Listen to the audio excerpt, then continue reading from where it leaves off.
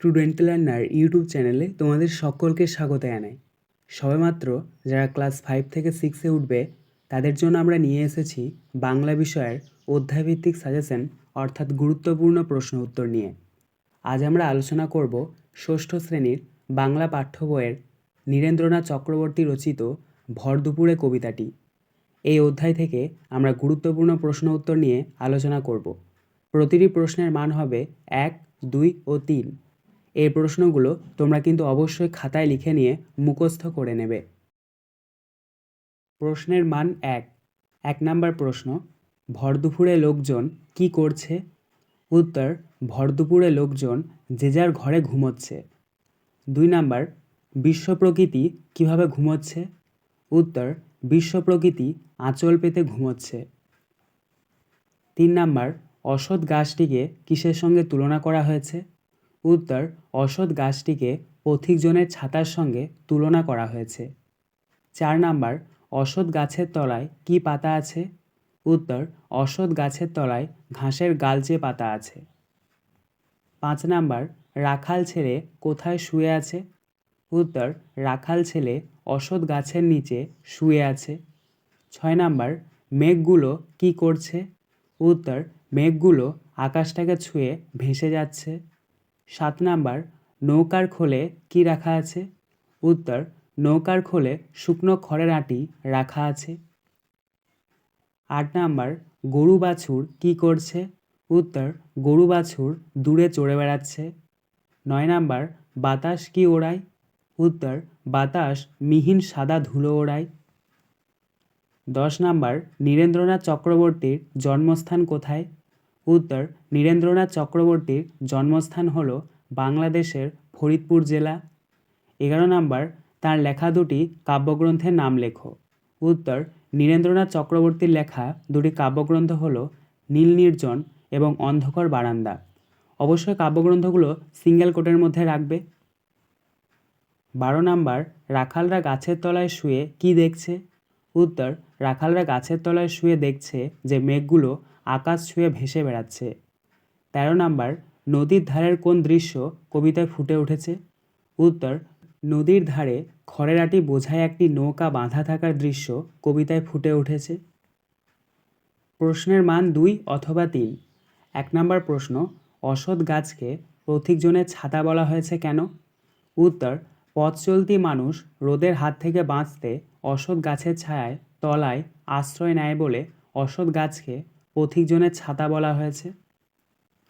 2 number, তলায় ঘাসের গালচে খানি আদর করে পাতা কেন বলা হয়েছে? এটার উত্তরটা হচ্ছে, অশ্বত্থ গাছের ছায়ায় মাটির ওপরে নরম ঘাস এমনভাবে গজিয়ে উঠেছে যেন পরম যত্নে কেউ গালিচা পিছিয়ে দিয়েছে ক্লান্ত পথিককে আপ্যায়ন করার জন্য, তাই বলা হয়েছে আদর করে পাতা। 3 নম্বর প্রশ্ন, নৌকো কিভাবে ঘাটে বাঁধা রয়েছে? উত্তর, নৌকোর খোলের মধ্যে প্রচুর খড় আঁটি বেঁধে থরে থরে সাজানো, কিন্তু এই ভর দুপুরবেলায় নৌকোয় কেউ নেই। নৌকোটি যেন একা একাই মালিকানাবিহীন হয়ে নদীর ঘাটে বাঁধা রয়েছে।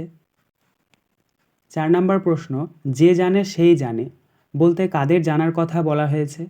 উত্তর, প্রকৃতির রূপ বড় সুন্দর, সাধারণ চোখে সেই সৌন্দর্য ধরা পড়ে না। সেই অপরূপ সৌন্দর্য অনুভব করার জন্য মনের উদারতা প্রয়োজন, হৃদয়ের কোমলতা প্রয়োজন। দৈনন্দিন জগতের মধ্যে তার রূপকে ধরা যায় না।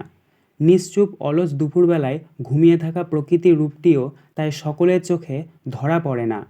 তারা হয়তো চারিদিকের নিস্তব্ধতা দেখে ভাবে চারপাশের সব মানুষ ঘুমিয়ে রয়েছে, কিন্তু প্রকৃতির সৌন্দর্যের যিনি সার্থক দর্শক তিনি একমাত্র অনুভব করতে পারেন যে প্রকৃতি সত্যি এখানে ঘুমিয়ে আছে। 5 নম্বর প্রশ্ন, আঁচল পেতে বিশ্বভুবন ঘুমোচ্ছে এইখানে কবির এমন ভাবনার কারণ কি?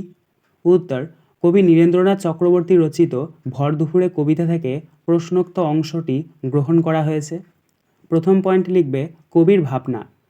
কবি নির্জন দুপুরের প্রাকৃতিক দৃশ্য দেখে মনে করেছেন যেন বিশ্বভুবন মানুষের সাথে আঁচল পেতে ঘুমিয়ে পড়েছে। পরের পয়েন্ট করবে কবির ভাবনার কারণ।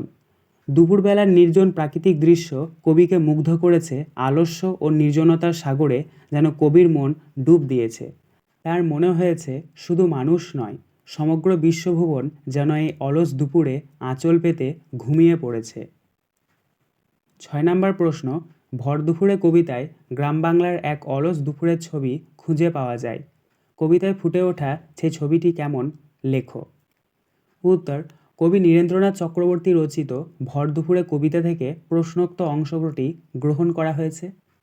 পয়েন্ট করবে গ্রাম বাংলার এক অলস দুপুরের ছবি। আলোচ্য কবিতায় গ্রাম বাংলার এক অলস দুপুরের ভারী সুন্দর একটি ছবি ধরা পড়েছে।